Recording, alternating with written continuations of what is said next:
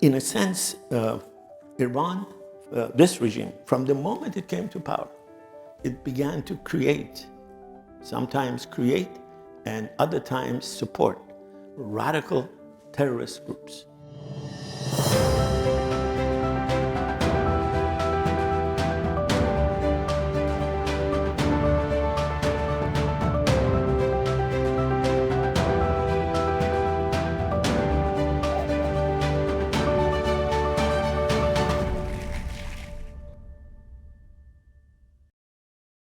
Every Western country that I know of has at one time or another dealt with the Iranian regime's use of terrorism by making a compromise, by freeing hostages. The Iranians send terrorists to kill opponents in Europe and in the US. They have been less successful in the US. So far as we know, they have successfully only killed one person. They have attempted several others. But in Europe, they have killed over 100 dissidents. And in every case, once the terrorists were arrested, the Iranian regime picked up a few of their citizens in Tehran or in other parts of Iran, held them virtually as hostage, and exchanged them. Every US administration, from Carter to Ronald Reagan, who based his ideology that we will never negotiate with terrorists, they negotiated with terrorists when they picked up US citizens in Beirut. And they were willing to give up arms to Iran. And if you want to understand how complicated the Middle East, at that time, the country that was pressuring the US to help Iran was Israel. Israel wanted Iran to survive the war with Saddam Hussein because they thought Saddam Hussein was a worse bully than the Iranian regime, at least in the short run. But they negotiated with them. They released some funds to them. They gave them some arms. And the process has continued. In Europe, just recently, just in Sweden, just recently, a person who is credibly responsible for the death of 4,000 innocent political prisoners who were innocent in the sense that they were serving time on another accusation. Khamenei issued a fatwa. Khamenei issued a fatwa that anyone who at this moment is still an opponent of the regime, you can kill him. And sometimes these trials took a few minutes. 4,000 people about were killed. 2 people were most responsible for this, of the groups that were responsible. One of them was called Mr. Raisi, who was the president of Iran till an accident, and nobody knows what caused the accident, died. The other one was arrested in Sweden. He had gone there. There are different versions of why he went there. The Swedish government picked him up. Immediately, the Iranian regime picked up a few Swedish citizens, and eventually, after the gentleman was found guilty in a court, they exchanged them. In France, the same thing. Germany, the same thing. Italy, the same thing. In France, the two parties competed with one another, secretly dealt with Iran to get a better deal for releasing these hostages. Out of that constellation, out of this kind of a history, you shouldn't be surprised if the regime continues its terrorist activities. If you can kill 120 people outside Iran and virtually pay no price, no political price, then you're likely to continue. Now, if you look at Khamenei and Khomeini as the 2 supreme leaders, both of them, long before they became prominent figures, were involved with Islamic terrorism. In modern Iran, there is no terrorist group that has been more successful than a group called Fada'iyan-e Islam, the devotees of Islam.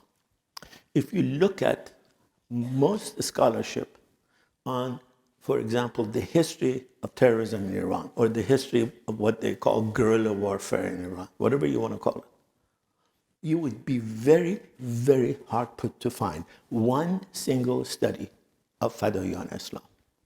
There are dozens of books written about Marxist guerrilla groups or terrorist groups, about the MEK, but not a single book yet still about Fada'iyan-e Islam. And they are the most successful group. They began in 1942. And they began by essentially a directive by Khomeini. Khomeini wrote a book and said, where are Muslim men, and of course Muslim men, where are Muslim men who are not killing these people who are saying nasty things about Islam? And he mentioned some names. One of the names he mentioned was called Ahmad Kasravi. Ahmad Kasravi is arguably the best scholar of Iranian constitutional revolution, one of the most prolific, one of the most respected, and one of the most daring. Kasravi has written a book about Shiism. There's an English translation of it available. It is still, 70 years after its writing, the most radical, the most daring critique of Shiism. And Khomeini said, why doesn't somebody kill him? It's incumbent on you to kill him. And a young cleric, literally, a young cleric by the name of Nawab Safavi said, I'll go kill him.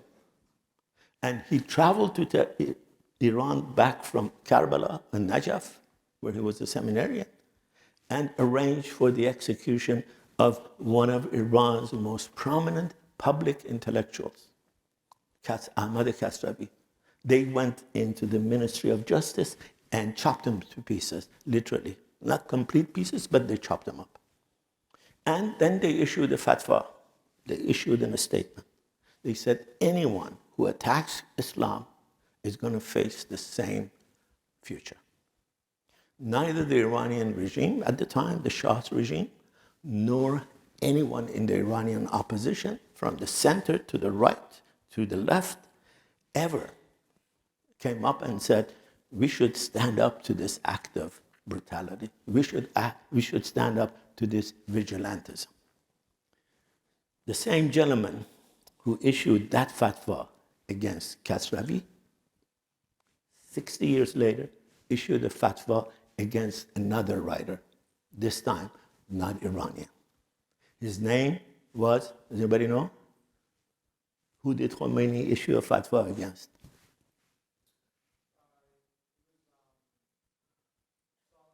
Salman Rushdie. He issued a fatwa. Salman Rushdie, Indian Pakistani citizens of England, published a book by a publisher in England and the United States that Khomeini thought was critical of Islam. He issued a fatwa that says whoever kills them gets $5 million award from us. That fatwa is still in force. And the man who went after Salman Rushdie and blinded him clearly was following that edict. If people had stood up to Khomeini, if the Iranian regime at the time had stood up to Khomeini, if Iranian intellectuals had stood up to Khomeini and said, this is vigilantism, this is terrorism, you can't go and kill an intellectual simply because it's critical, that fatwa 70 years later might not have happened. But the regime began this activity. Khomeini was the most important supporter of Nawab Safavi. At that time, there was a young cleric in the city of Mashhad who went to a sermon by this young clergy and was so taken by it that said, I must follow his path. The name of that young clergy is Khamenei. He is today Iran's supreme leader and has been Iran's supreme leader for 35 years. And he absolutely believes that Iran and the world is about to have a very important turn, a historic turn, a turn towards Islam. He believes that the West and communism, he thinks, is ended. They have collapsed. They have no answer for the future. The only answer for the future, I'm almost verbatim quoting him. The problem with much of the writing about Iran is many of the people who are commenting about Iran don't read Farsi, don't read Arabic, don't read his writings. So, Khamenei has written many books, has translated many books. Who knows the name of Sayyid Qutb or Qutb? How many of you know who that is? Qutb or Qutb was the theorist of the Muslim Brotherhood, the most important Islamic radical group in the world. Sayyid Qutb was killed in 1965 after spending many years in prison. Many people say he is the grandfather of Islamic terrorism. There's a whole book about him talking about how essentially all of these radical groups came from his writing. Khamenei, although he is a Shiite, do all of you know what Shiites are? What are they? Yeah?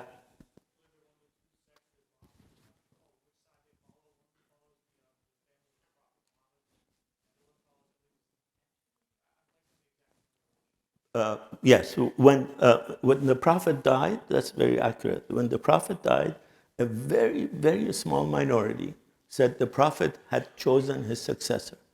And his successor was his son-in-law. His name was Ali. And supporters of Ali became partisans of Ali. Arabic word for partisan is Shiite. Iran is predominantly Shiite society. Some 70% of Iranians are Shiite. Some 25% are Sunnis. 5% are Armenians, Jews, Baha'is, and other faiths. So the great majority of the world are Sunnis. And Sunni Arabic word is sunnah, which means tradition. They said at the time of the Prophet's death that Muhammad hadn't chosen a successor. We have a way of choosing successors. We have a tradition, and we'll go to that tradition. And what was the tradition at the time? Rich old men got together and decided who the next successor was. And they decided the Prophet's father-in-law was the successor. So you will hear much in the commentary in the world, in political commentary about Islam today, about the great schism between Shiites and Sunnis. Khamenei clearly now is the most powerful leader of the Shiite world. And Sayyid Qutb, no doubt, is the most influential theorist. If you think about radical Islam, Muslim Brotherhood is by far the most influential. All the way from Morocco to Erdogan in Turkey, in Pakistan, they are one way or Egypt, they're one way or another followers of Sayyid Qutb. Khamenei, though a Shiite, has translated 4 of Sayyid Qutb's books. And they're all essentially radical critiques of the West and radical suggestion for jihad. And radical suggestion for jihad means once you accept, then it is incumbent on you to fight the infidels, to fight the opposition.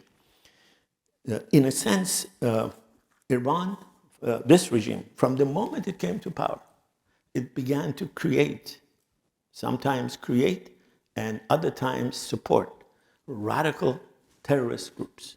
The first group it created was in Lebanon.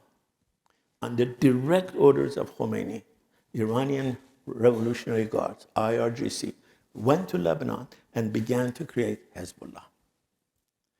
But Iranian regime doesn't just support Shiite radicals. It can also support Sunni radicals if it thinks it can use them instrumentally against Israel and against the United States. That's why they're a great supporter of the Hamas. That's why they're very big supporters of Assad in Syria. That's why they're great supporters of the Houthis in Yemen. That's why they have created radical groups in Shiites that act as their proxies. And in that sense, they have created a network for themselves that they claim is their most important source of security. Let me end, because I want to give some time so we can have a dialogue. The word assassin, does anybody know where the word assassin comes from? Yeah? The assassin comes from hashashin, which means those who use hashish. Now legal, I think, in California and in many states. It used to be illegal. This is a group that were the radical Islamist Shiites of 800 years ago. They were fierce followers. They were mythically fierce followers. There are more operas, poems, stories written about these assassins than any other group. And they began in Iran, and they began using terror. The scene in Godfather, where the issue of getting a contract for Frank Sinatra is being debated, comes from one of the mythological accounts of how the assassins dealt with their opponents. In that case, they didn't kill their opponent. They put a knife right next to his pillow with a note saying, "Next time it can be you." In Godfather, they killed his horse. So there is a long history, and there is a long history, contemporary history of this regime using terrorism against its own people, against its dissidents around the world, and against anyone. I think they have been extremely, in their own mind, successful in instrumentalizing terrorism as a tool of foreign policy.